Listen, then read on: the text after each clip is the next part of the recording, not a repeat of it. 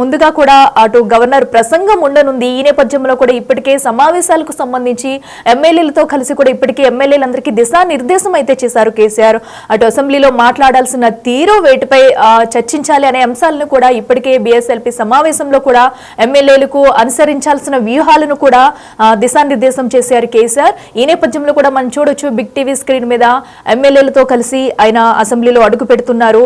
So మొత్తం కూడా అందరూ ఎమ్మెల్యేలు కూడా అసెంబ్లీకి చేరుకున్నారు. దానికి సంబంధించిన విజువల్స్ కూడా మనం చేస్తున్నాము. దాదాపు 7 నెలల తర్వాత అసెంబ్లీకి కేసీఆర్ హాజరయ్యారు. ఈ నేపథ్యంలో అసెంబ్లీలో ఎలాంటి ఉత్కంఠ నెలకొంటుంది, ఎలాంటి అంశాలపై చర్చిస్తారు, కేసీఆర్ తన గళాన్ని విప్పుతారా లేదంటే ఈ ఒక్క రోజు వచ్చి అసెంబ్లీకి వెళ్లిపోతారనే కూడా ఉత్కంఠ కూడా నెలకొంది. ఇక మా ప్రతినిధి హేమ ఉన్నారు మనకు అందుబాటులో. ఎస్ హేమ, చెప్పండి. ఇప్పటికీ మనం చూస్తున్నాం కేసీఆర్ కూడా అసెంబ్లీ ప్రాంగణంలో అడుగు పెట్టారు. సో వాళ్ళు ఏం మాట్లాడతారు ఏంటనేది కూడా ఆసక్తి నెలకొంది. ఈ డీటెయిల్స్ ఏంటి?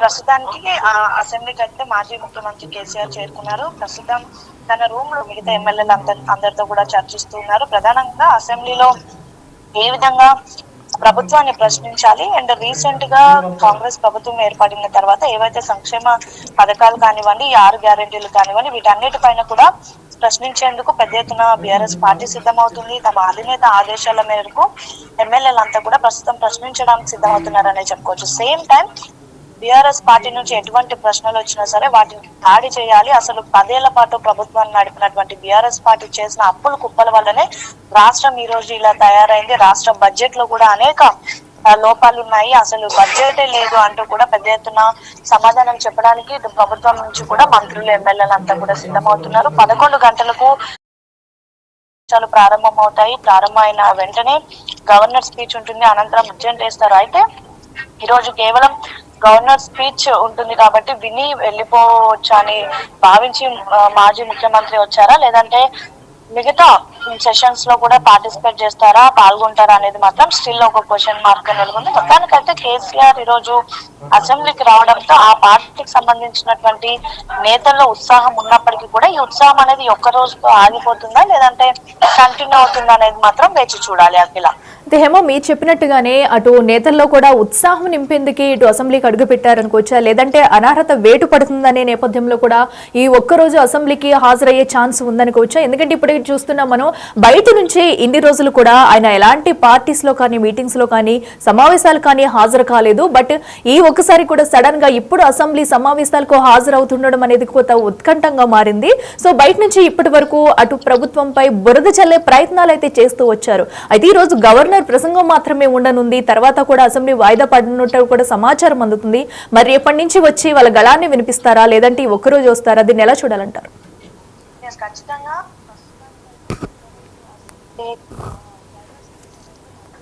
తర్వాత బడ్జెట్ సమావేశాలు కొనసాగుతాయి. అయితే బడ్జెట్ సమావేశాలు ఎప్పటి నుంచి కొనసాగితే ఎన్ని రోజులు ఉంటుందని మరి కాసేపట్లో బీఎస్సీ మీటింగ్ లో తెలుస్తుంది. కానీ ఈ లోపే కేసీఆర్ రావడంతో అసలు కేసీఆర్ ఓన్లీ ఒక్కరోజు వస్తారా లేదంటే రిమైనింగ్ సెషన్స్ కూడా వస్తారా అనేది మాత్రం స్టిల్ ఒక క్వశ్చన్ మార్క్ గా నెలకొంది. యాక్చువల్లీ ఆ ప్రభుత్వం నుంచి అనేక సార్లు కూడా మాజీ ముఖ్యమంత్రి కేసీఆర్ రావాలని అంటూ చెప్పినప్పటికీ కూడా కేసీఆర్ ఏ రోజు ప్రతిపక్ష నేత హోదాలో కేవలం మీరు అన్నట్టుగా 7 నెలల క్రితం ఒక్కసారి వచ్చారు, మళ్ళీ ఈ రోజు వస్తున్నారు. కానీ మిగతా సెషన్స్ ఎక్కడ కూడా పాల్గొనలేదు. కనీసం ప్రజల తరఫున పోరాడి అసలు తన మనసులో ఏముంది, అసలు ప్రజలు ప్రస్తుతం రాష్ట్రంలో జరుగుతున్నటువంటి రాజకీయాల మీద కూడా ప్రశ్నించవచ్చు, తనకున్నటువంటి సలహాలు ఇవ్వచ్చు, ఏదైనా చేయొచ్చు. బట్ ఏ రోజు కూడా అసెంబ్లీలో అడుగు పెట్టలేదు, నోరు మెదపలేదు. ప్రధానంగా తెలంగాణ రాష్ట్రంలో ప్రస్తుతం చర్చగా మారింది ఏంటంటే అసలు కేసీఆర్ ఎందుకు అసెంబ్లీకి రావడం లేదు, ఈ రోజు వచ్చారు, మరి ఈ రోజు వచ్చిన తర్వాత రేపటి నుంచి కొనసాగుతుందా లేదా ఈ ఒక్క రోజు వచ్చి ఆగిపోతారని. ఎందుకంటే ఈ రోజు వస్తే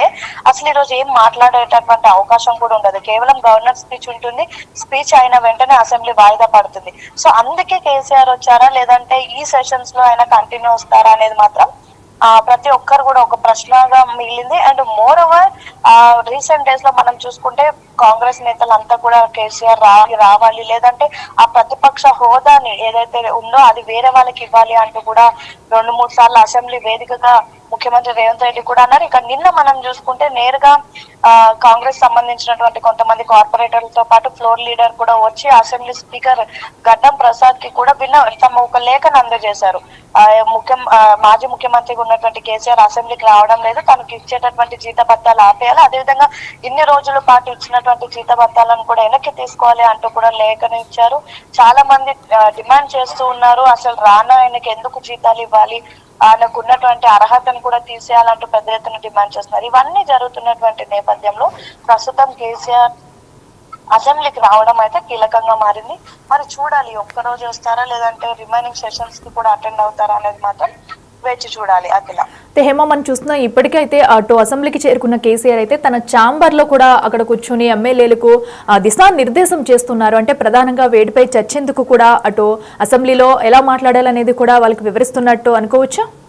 ఖచ్చితంగా నిన్న అటు ఎప్పుడైతే బీఆర్ఎస్ పార్టీ ఆఫీస్ లో జరిగినటువంటి మీటింగ్ లో పెద్ద ఎత్తున కేసీతో పాటు పార్టీకి సంబంధించినటువంటి ముఖ్య నేతలు, ఎమ్మెల్యేలు, అదేవిధంగా మాజీ మంత్రులంతా కూడా పాల్గొన్నారు. అందులో ప్రధానంగా దిశానిర్దేశం చేసింది ఏంటంటే రేపటి నుంచి బడ్జెట్ సమావేశాలు ప్రారంభం కానున్నాయి కాబట్టి కాంగ్రెస్ పార్టీ అధికారంలోకి వచ్చిన తర్వాత 6 గ్యారెంటీలు అమలు చేస్తామని చెప్పింది. అదేవిధంగా అనేక సంక్షేమ పథకాల పైన కూడా సంతకాలు చేసినప్పటికీ కూడా కొన్ని ఇంకా అమలు లేవు కాబట్టి వాటన్నిటిపైన మనం ప్రశ్నించాలి, 6 గ్యారెంటీల పైన ప్రశ్నించాలి. అండ్ అసెంబ్లీలో బడ్జెట్ సమావేశం అయిన తర్వాత ఏ విధంగా ప్రవర్తించాలి పూర్తిగా దిశానిర్దేశం చేసినట్టుగా కూడా తెలుస్తుంది. ఈ రోజు కూడా యాక్చువల్లీ 11 గంటలు సమావేశాలు ప్రారంభం అవ్వాల్సి ఉండగా 10:30కే అసెంబ్లీకి అయితే కేసీఆర్ చేరుకున్నారు. ప్రస్తుతం తన ఛాంబర్ ఏదైతే అసెంబ్లీలో తనకంటూ ఉన్నటువంటి ఛాంబర్ లో మిగతా ఎమ్మెల్యేలు అంతా కూడా ప్రస్తుతం చర్చలు కొనసాగుతూ ఉన్నాయి. అసలు ఏ విధంగా అసెంబ్లీలో ప్రవర్తించాలి, రానున్నటువంటి రోజుల్లో ఎలా ఎదుర్కోవాలి, ప్రధానంగా పార్టీని ప్రస్తుతం ఉన్నటువంటి ప్రభుత్వాన్ని మన పార్టీ నుంచి ఎలా ఎండగట్టాలి అనే అంశాల పైన కూడా పెద్ద ఎత్తున చర్చలు జరుపుతున్నారు. ఈసారి మాత్రం చర్చలు చాలా కీలకంగా మారనున్నాయి అఖిల. ఎందుకంటే మనం ఉమ్మడి ఆంధ్రప్రదేశ్ ఉన్నప్పుడు ఏ విధంగా అయితే ఉభయ సభలు చూసామో వాడి వేడిగా జరిగినాయో అలా ఈసారి సభలు కూడా ఉండబోతున్నాయి. ఇన్ కేస్ కేసీఆర్ వస్తే ఇంకా వాడి వేడిగా కొనసాగితే, లేదు రాకపోయినా సరే తమ ఎమ్మెల్యేలకు గట్టిగా దిశానిర్దేశం చేసినట్టుగా తెలుస్తా ఉంది. ప్రధానంగా ప్రభుత్వాన్ని ప్రశ్నించడానికైతే ప్రతిపక్షాలు సిద్ధమవుతున్నాయి. సేమ్ టైం ప్రతిపక్షాలు అడిగినటువంటి ప్రశ్నలకు సమాధానం చెప్పడానికి ప్రభుత్వం కూడా తయారుగా ఉందని చెప్పుకోవచ్చు. ఎందుకంటే ప్రధానంగా అసలు మీరు 6 గ్యారెంటీలు అమలు పరచలేదని ప్రతిపక్షాలు డిమాండ్ చేస్తే అసలు 10 ఏళ్ల పాటు ప్రభుత్వంలో ఉన్నప్పుడు మీరు చేసినటువంటి అప్పుల కుప్పల కారణంగా రాష్ట్ర ఏదైతే ఫినాన్షియల్ సిచ్యువేషన్ ఈ విధంగా ఉంది, రాష్ట్ర ఆర్థిక వ్యవస్థ దెబ్బతినడానికి మీరే కారణం, మీరు చేసినటువంటి అప్పులను కట్టుకొని రావడానికే మాకు ఇంకా ఇంత సమయం పట్టింది, త్వరలో మేము చేయాల్సినవన్నీ చేస్తామని అన్నిటికీ సిద్ధంగా అయితే ఇటు ప్రభుత్వం నుంచి నాయకులు, మంత్రులు, ఎమ్మెల్యేలు, ముఖ్యమంత్రి అంతా సిద్ధంగా ఉన్నారు. మరి అసలు ఈసారి సెషన్స్ ఏ విధంగా కొనసాగబోతున్నాయి, కేసీఆర్ సెషన్స్ మొత్తం వస్తారా, ఈ ఒక్కరోజు వచ్చి మళ్ళీ 19వ తారీఖు బడ్జెట్ సమావేశాలు ఉంటాయి. ఆ రోజు సభలో ఆర్థిక శాఖ మంత్రిగా ఉన్నటువంటి డిప్యూటీ సీఎం బట్టి విక్రమార్క బడ్జెట్ ని ప్రవేశపెడతారు. సేమ్ టైం మండలిలో ఎల్ఏ మినిస్టర్ గా ఉన్నటువంటి దుద్దిల శ్రీధర్ బాబు బడ్జెట్ ని ప్రవేశపెడతారు. సో అనంతరం ఒక రోజు గ్యాప్ ఉంటుంది. దాని తర్వాత బడ్జెట్ పైన సమావేశాలు, చర్చలు జరుగుతాయి. ప్రతిపక్షాలు అడిగే ప్రశ్నలకు ప్రభుత్వం నుంచి సమాధానం చెప్పాల్సి ఉంటుంది. సేమ్ టైం ఈ నెల 18వ తారీఖున రాష్ట్ర వ్యాప్తంగా చేపట్టినటువంటి బీసీ కులగణన, ఎస్సీ వర్గీకరణ అంశాలపైన కూడా చర్చలు కొనసాగుతాయి. ఆ చర్చలు కూడా వాడివేడిగా కొనసాగుతాయి. ఎందుకంటే రీసెంట్ డేస్ లో బీసీ కులగణన అయిన తర్వాత బీజేపీ చేసినటువంటి ఆరోపణలు మనం చూసాం. ఇవన్నీ కూడా కులగణన అనేది కేవలం కాకమ్మ లెక్కలు మాత్రమే, ఇది జానారెడ్డి సర్వేలా ఉంది కానీ ప్రభుత్వం చేసినటువంటి సర్వే లాగా లేదు అంటూ అనేక కామెంట్స్ వినిపించినాయి. సో వీటన్నిటికీ సంబంధించి 17, 18 జరిగేటటువంటి చర్చలు, అనంతరం జరిగేటటువంటి బడ్జెట్ అన్ని కూడా కీలకంగా మారనున్నాయి. ఈసారి మాత్రం ఖచ్చితంగా ఉమ్మడి ఆంధ్రప్రదేశ్ లో ఉన్నప్పుడు ఏ విధంగా అయితే మనం సభలను వాడివేడిగా చూసినామో అంతే వాడివేడిగా ఈసారి సభలు ఉండబోతున్నాయి. అటు ప్రతిపక్షాలు, ప్రభుత్వం తరఫున అందరూ అయితే సిద్ధంగా ఉన్నారని చెప్పుకోవచ్చు. Right Hema, thanks for updates.